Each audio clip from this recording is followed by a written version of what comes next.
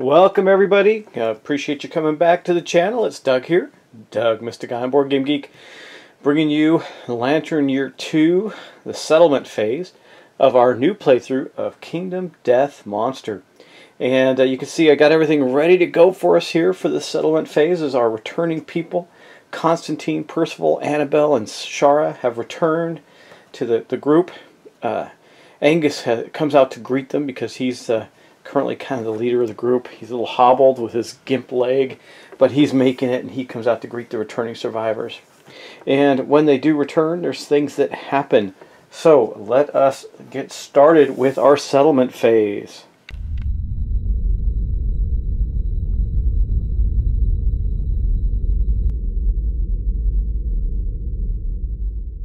Okay, the returning survivors have come back.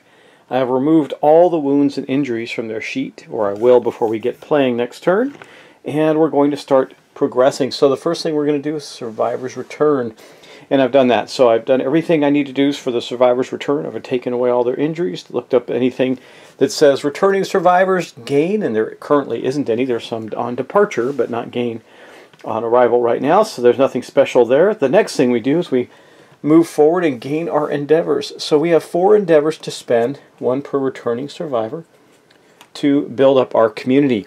I'm going to put those aside now.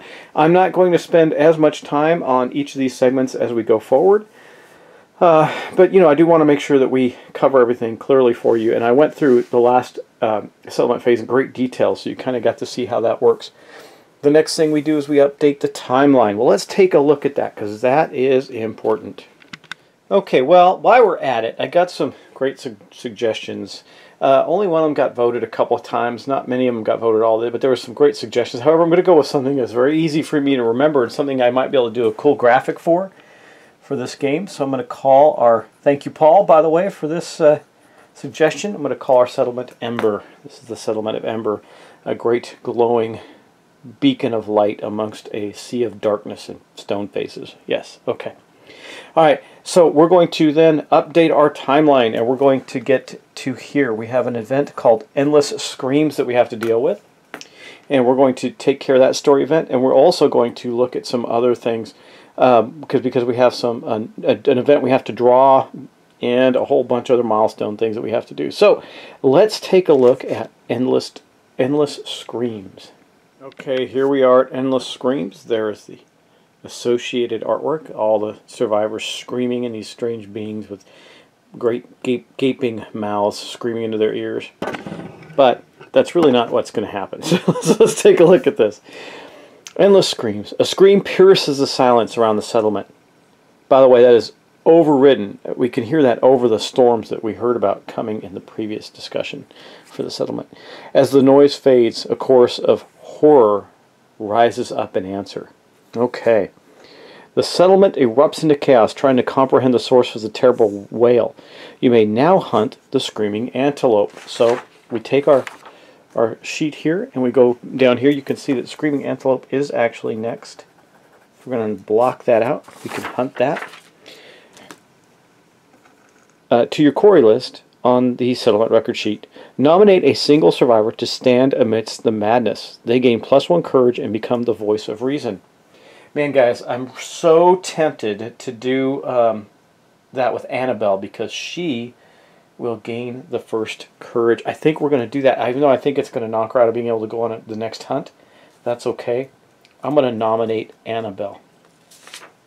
Okay, so Annabelle is going to gain a courage right here, which is going to give her another milestone that we'll have to check, and she becomes the voice of reason. And I'm just going to note that right here for right now. And if you can read my writing, you are a genius. Okay, anyway, we're going to do that. Okay. Then we're going to roll here for the voice of reason. Let's see what we get. Come on, girl. Let's get something good. A 6. Well, it's going to be at the top end of this, whatever this is. So we didn't get 7, 8, or 9, which would have been Orator of Death, which would have been cool. The survivor realizes noise is most likely from another strange creature that lives out in the darkness. After some effort, they manage to calm the settlement. The survivor gains +1 understanding, returning survivors gain +1 insanity. So all the folks that came back just gain an insanity, which is good because that includes Annabelle. Plus she gets an understanding. It would have been nice to get the Orator of Death, but we didn't get that, and that's okay. That's the way the game goes. However, she got her 3rd courage marker and an understanding, so we're in good shape there. Okay, that is going to mark the end of that event. So let's go right then to the bold event, which is part of her getting the courage that she needed to do this. So let's go take a look at that. Okay, and here we are with Bold, the story event for Annabelle reaching her courage milestone. It says, in a single moment, your perspective changes profoundly. Select a triumph corresponding to the current phase. The survivor may only gain these benefits once. Here's the artwork associated with Bold. We're going to roll on this table, and then I'll read it. So, we got an 8. That's good. Let's see what happens here. In this fleeting existence, every moment shared creates meaning. The bonds forged between survivors gives you hope. Gain the following ability and roll on the table below. Okay, well, so we got Matchmaker. When you are a returning survivor once per year, you may spend an endeavor to intimacy, to do the story event intimacy. So I need to put Matchmaker on her abilities. And then also, my pencil's running down, Maker. And then also we got an 8 on this chart, so we gain, +1 permanent strength. Wow, she is a really awesome character now with her ability to generate survival, her tumble fighting art, and now voice of reason and matchmaker. She's pretty tough. All right, well that ends that. So we've done the matchmaker piece. Now have we done the event of endless screams, and we completed all of that. So now we're going to go back to we're going to have to update the next part of updating the timeline is drawing an event, so we're going to do that. Okay, so we did that, and we go here, we check the death count. Nobody died, so we do this next. And we know that it's a Gorm event because we seeded it per the rules.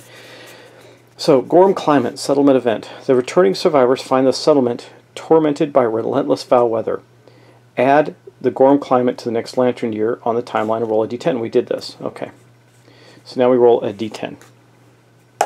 What do we get? A 5. Was I supposed to roll this last event and then add this to the event? I don't think so. Anyway, 5. Okay. Does the settlement have hovel? We absolutely do. Okay, yes.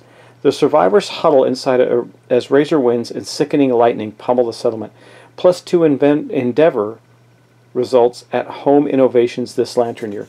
So if we innovate something that has the home event, then we get a +2 to the roll. That is good. Maybe we can find something like that. Speaking of which, we have done this now. So we've done our event, and now we're going to go to develop. And of course, I think one of the first things we're going to do is definitely do an endeavor, or a innovation. So we need a bone, an organ, and a hide. Let me get that out of our resources, and we'll do that. Okay, here are the costs of our endeavor. A monster hide, a monster bone, a monster organ, and one of our endeavors. So let's go take a look at that innovation. We're going to draw 2 and get to choose one for this Lantern Year. Okay, here we go. Let's see if we get something good. Something with home on it would be nice. We get a bonus. No. Oh, wait. Partnership. Yeah, partnership. Drums again came up. Man, the drum is enticing me here. But let's take a look at partnership. Home, hovel, consequence. Remember, we get a bonus if we do this. 2 endeavors. Nominate 2 survivors. They pair off and each gain the partnership ability. A survivor may be nominated for partnership once in a lifetime. Partner name. When you both arrive, gain survival up to the survival limit. Partners may only nominate each other for intimacy. When a partner dies, the remaining partner gains a random disorder and loses this ability. So there's really nothing to gain from that. From the rolling on a home event. Well, unless we endeavor, right? It says when. Yeah, basically it says we get a +2. So if we do this, we're going to get a +2 on the roll, right? That's the only one that has a roll associated with it, though. So, I don't know, guys. I'm thinking about taking drums because we can endeavor to get the rhythmic fighting art or synchronized strike fighting art. So we get to select one when we endeavor. I think we're going to take drums, even though partnership is cool. It maxes out our survival, but it also has a downside. I don't know, guys. We're definitely going to do some intimacy because we have love juice. We can do it for free, and we have the matchmaker. I'm going to think about this just a little more. Now, it requires 2 endeavors to do partnership. I think we're going to take drums for now, and that will give us some other abilities. So this is going to go back into our endeavors, and we're going to, we took that, so I do think we get to take the consequences for music, I believe, right? Add drum consequence to the innovation. Drums cons. We got to go look up the drums consequences in the innovation deck and add them to our stack. Okay, here we are. We got Song of the Brave and Forbidden Dance, which will go into our innovations deck because we took the drama consequence. And we do get to spend points on that now. We can actually do that. And we're not going to really do anything that's going to benefit us from the Gorm climate. That kind of sucks, but it's okay. Anyway, that was our innovation, so now we're going to build some things. We got a bunch of resources. I'm going to see what else we can do with some innovations in our settlement. We know that we have added the Caterium, which will allow us to build some cat lion-based items, which are really awesome, like the Katars and the White Lion armor set. So let me think about what we're going to do, what we're going to spend the rest of our endeavors on, and we will take a look and make some decisions. And what I'll do is I'll make all the decisions, I'll come back and show you what we're going to do. So while we're doing that, Angus is going to do an augury. This requires one of our endeavors, so we've spent that. That'll make 2 that we've spent, and we're going to roll on this chart. Now, it could be that he gains survival, could be he gains intimacy, could be that he loses a resource. We'll see what he gets. 2, we're going to lose a resource, of course. We'll lose 1 resource from the settlement. If you do, gain understanding. Okay, I will determine what that is. Okay, we're going to lose a monster bone resource, so that is gone, and that augury was awful. Do I do that again? We have 1 left over endeavor. I'm going to use 1 for stone noses. Let's do it again, I guess. Why not? Let's see, we got to do better than a 2, right? A 7, there we go. Gain +1 survival. So Angus gains a survival. Okay, well that's not terrible. Okay, so first off, we're going to spend our final endeavor and 3 bones and 1 hide to build the weapon crafter. I figure since we're going after another level 1 creature, we'll use the last of our endeavors instead of building stone noses to build this, because that, if we can come back with some other stuff, we may not get cat. We're going after the Gorm, so we're not going to get a lot of cat resources, but we might get a lot of resources we could do with this. So while I'd love to get some additional stuff with the Caterium, we're probably not going to unless we go after another White Lion soon, which we will. But right now, that's going to be that. So that required 3 bone and 1 hide. Those are now gone. So we're using up our resources rather quickly. And then I am going to get a couple of items, and I'll show you those now. Okay, we are going to use the organ grinder here. And what we're going to do is we're going to make something called monster grease.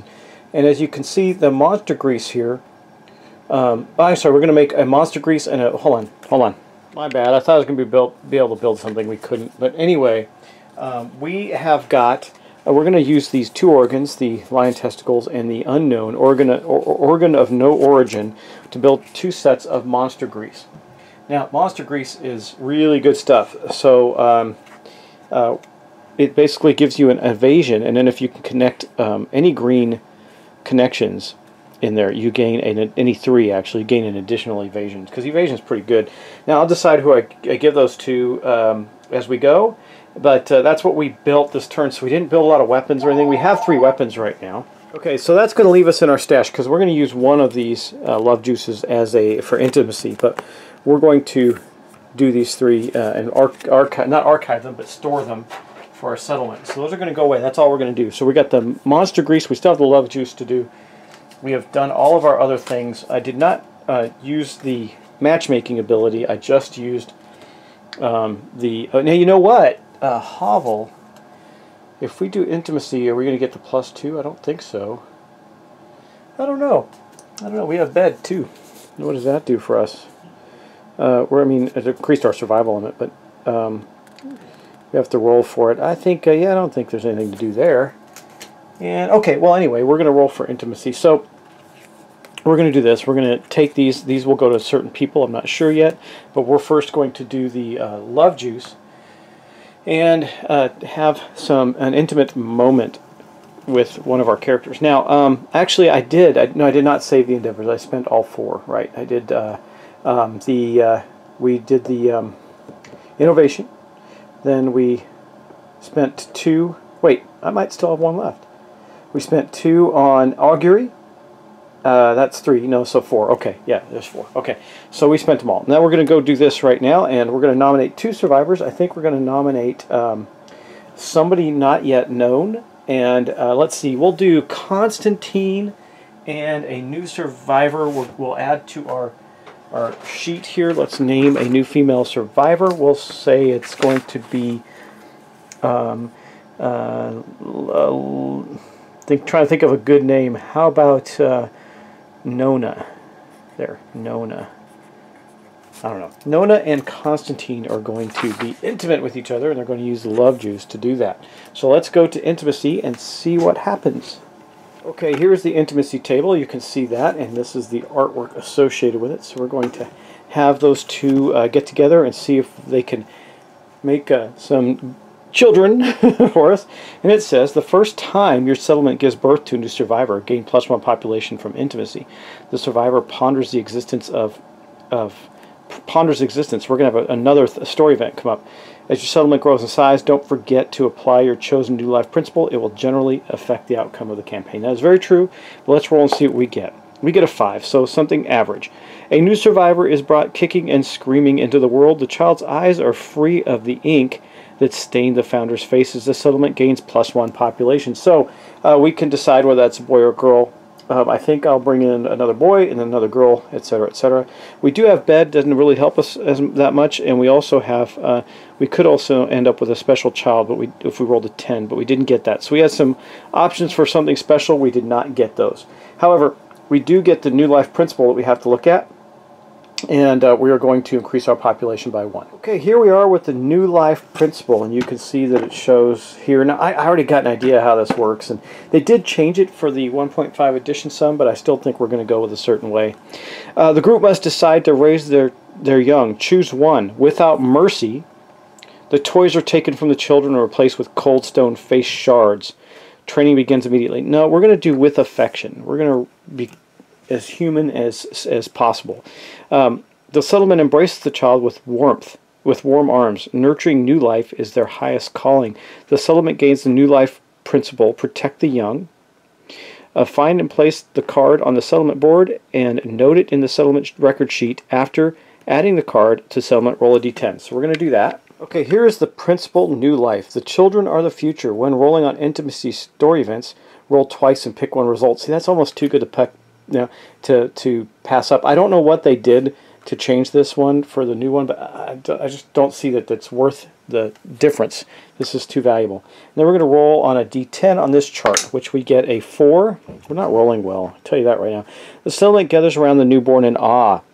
Never have they seen something so precious and meaningful. The parents each gain 2 survival and 1 permanent evasion. Okay, so Constantine just got a permanent evasion. This is going to go on our board. I'll show you how that goes in a minute. Also, we need to mark down our population change. So Constantine's and Nona's child is going to be named Heracles. The first child born into the, or you know what? He's the first new child born into the settlement. We're going to name him Adam. Adam. We'll name the next one Eve, and then we'll have that pairing, which seems to happen a lot in this game. Okay, and then Constantine is going, and Nona, I got to write on her Nona's sheet if we do use her, that she's going to have for +2 survival starting because of her this roll. I'll remember that, and then he gains, so he is now up to 3 survival. Constantine, that's pretty good. 1 away from the maximum, and that is going to be our roll. So if you are currently working your way through the first story, return to the settlement and continue developing story. Yeah. So basically, those are all of the events. There's quite a bit that took place in this this settlement phase. As you can see, we now are complete with that. We've done all our innovations. We've done intimacy. We've done everything that we need to do. So now we need to prepare our survivors. Okay, so now we do know that upon exiting, we each get a survival. I can't remember why. I'm trying to remember which does that. You know what I failed to do was the innovation from drums. I should have done that. Mistake. We'll do that next time. Oh, hovel. Departing survivors get a survival. Okay, and I do think that we're going to depart with Angus, Percival again, Annabelle, and Shara. We're going to depart with those 4. And I'm going to swap out. I'm going to give Angus, he's not very fast anymore, I'm going to give him the bone darts. Maybe he'll be our support guy as we go forward.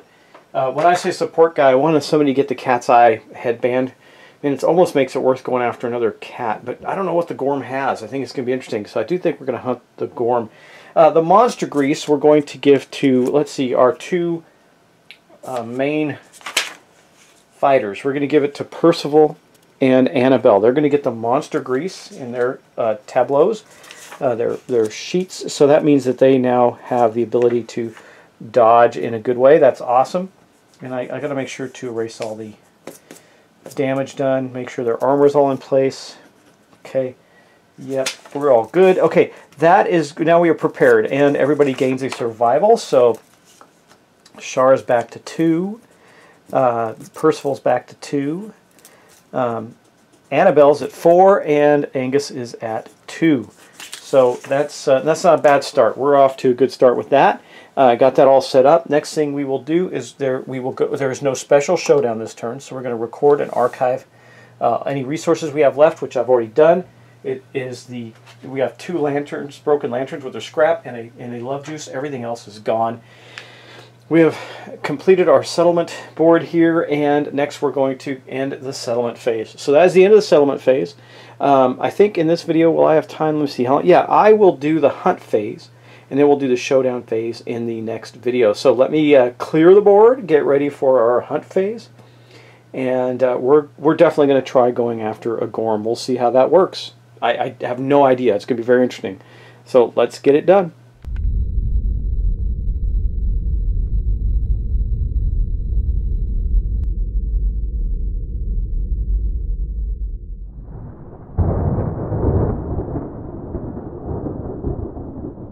So the one downside to fighting the Gorm is I haven't painted him yet. I just primed him. Anyway, this is the Gorm right here. He's a really freaky looking dude. So I assembled him and primed him. Here he is. We're going to start our hunt event, and we're going to be taking on a level 1 Gorm, which is noted as one of the initial adversaries. It's something you can take right away. So he shouldn't be technically much more difficult than a level 1 White Lion. We'll see. Anyway, Angus, having missed the last hunt, is eager to get going, so he's going to be the one to draw, and I randomize these events, so he's going to be run to see what happens. I don't know any of these events. I haven't done this. This is really exciting. So Angus moves up, and he takes the first event. What do we get? Head-splitting pain. Well, that's not good. Now remember, we walked into this terrible storm in search of the Gorm. An approaching flash of light causes terrible convulsions. Move the Gorm 1 space closer to the survivors on the hunt board. If it moves into the survivor space, they are ambushed. Otherwise, each survivor must roll on the table. Okay, so the Gorm has moved up 1 space, and we're going to have to roll on the table. So let me get a die out, and we'll see what happens. Okay, Angus, what do you get here? A 4. That can't be good. The light's strange influence sickens your mind. Gain a random disorder. Just like that. Boom, a random disorder. Okay. Okay, here are the disorder deck. This sucks. Alright, let's see. Let's just draw one out of here. Random. Boom. What do we get? Quixotic. You carry the weight of the settlement on your shoulders. Well, this makes sense for Angus, actually. Everyone is counting on you to save them, and you will rise to the challenge. If you are insane when you depart, gain +1 survival and +1 strength token. Actually, that's really good. I'll mark that down on a sheet in a moment. But actually, I'll write that down now before I forget about it. It doesn't affect him this turn. He was not insane. Does everybody... let's see, just ambush otherwise. Just want to make sure... yeah, okay. Okay, let me write that down. Okay, next up, I think we'll do... we'll roll for Percival. We'll just go in order. So Percival's next. He rolls a 9. Of course, Percival gets everything good. Shielding your eyes, you struggle to regain control. Reduce your insanity to 0. I think that's what it was. Yeah, he didn't have any insanity, so he's okay there. Next up, we'll roll for, let's see, for Annabelle, an 8. I think it's going to be the same. Yes, so she had 1 insanity, so she's now at 0. This isn't a good way to go. I don't like this at all. And then the last one we have is Shara. Let's see what Shara gets. A 1. Oh god, does her head explode? Your mind is overcome. Suffer a random brain trauma. Well, that is terrible. So let's do that. Okay, well, this is the brain trauma table. I mean, literally, her head could just explode here. So hopefully it doesn't. Let's see what we get. A 9. What does 9 do? New perspective. You are knocked down. Gain 1d10 insanity. Oh my god. Okay, so the sound knocks her down. She gains 9 insanity. She just went absolutely bonkers. Okay, well, that's good and bad, because insanity is armor for our brain, but also there are things and events that say stuff like, if you are insane, which is 3 sanity or more, or if you have an insanity of X, do this. And those are usually bad things because we just can't control ourselves. Anyway, we're going to dump that off to the side, and we're going to continue on with our event. That was the first event, the head searing pain. Next up, I don't think we're going to have Shara do that event. We're going to have her hang back a little bit. I think Percival's lucky dude. He's going to go next. Step up, Percival. Here we go. We only need this one before we go to the showdown. Horizon of Bones. The darkness ahead is filled with the steady flashing of green light. Enormous piles of jagged bones forebodingly line the horizon in an unbroken line. Inhuman, mournful laughter echoes through the air. If any survivor has 5 or more hunt XP, nope, and 3+ courage, you press forward. Actually, we do. Annabelle has 3+ courage. Fearfully sneaking through the bone wall, a survivor gains +1 courage. All survivors gain +1 courage. Wow, that is so awesome. Oh wait, 5+ experience and 3+ courage. Okay, so we don't have that. We don't have that. You press forward. So what happens if you don't? Okay, if we don't, we roll a random hunt event. Okay, so it's going to be a random hunt event because we don't have those things we require. We avoid and circumnavigate this this field of bones. Okay, man, that would have been really awesome to get. Maybe we'll get it another time. So we know once we've received 5 hunt experience and have somebody with 3 or more courage, we got to come back and see if we get lucky and hit that one again. That was really worthwhile. Okay, anyway, we rolled a 36. Remember, white is first. So 36, we're going to go to this event and see what terrible things befall our survivors before they get to fight the Gorm. 36, on the trail. Okay, well, this doesn't look bad, actually. On the trail, the survivors rush forward, feeling their quarry close at hand. Skip the next hunt space. If this movement begins the showdown, which it does, the survivors ambush their quarry. That is awesome. If any survivor has noisy gear, we don't. The survivors do not ambush. Start the showdown immediately. Fantastic. So, we circumnavigated the Horizon of Bones, and we picked up the trail of the Gorm, and we were able to sneak up on it and ambush it. Why do I say that? Because remember, he moved up. So we're actually here already. I just didn't have it in the space. So we move into the Gorm and attack it. Let me show you. Because we were here already. So the next space was the Gorm. So the Gorm is going out onto the field of play. And we're going to set up the Gorm attack, guys. So that will be on the next episode. Thank you, guys. I appreciate you watching. I hope you're enjoying this. We're about to battle a Gorm. Like I said, it's the first time I've been able to do that. I hope maybe I can get some paint slapped onto this before that episode, but I doubt it. So we're probably going to be fighting this matte black primered Gorm. We'll see. Anyway, guys, thanks for watching. Thanks for subscribing. I hope you're enjoying this series of Kingdom Death Monster. If you are and you want to support the channel, please go visit me on Patreon at Doug Mystic Eye and become a patron. There's rewards for that. I'm about to announce, hopefully today or tomorrow, the next giveaway for my patrons, because I give away a game every month to my patrons. So there's going to be a new one about to come out. So go do that. Anyway, guys, next episode, we're going to be battling the Gorm. Also, I appreciate your subscriptions. I always do. I appreciate all the support. It's been great, and this series has been really well received, so I appreciate that. Hopefully I didn't make too many mistakes in this settlement and hunt phase. And we'll move into the next phase, which we're going to fight this Gorm, which will be the first time I've done it, so I have no idea what to expect, which means probably lose a survivor. I don't know. We'll see. We've been really lucky so far. I mean, that head trauma thing with Shara, her head could have blown up. Instead, she's wildly insane. So she's going to attack and do things with abandon with her bone blade at this point in time. All right, guys, we'll see, because I will have everything set up and ready when next we come to the table. So talk to you then.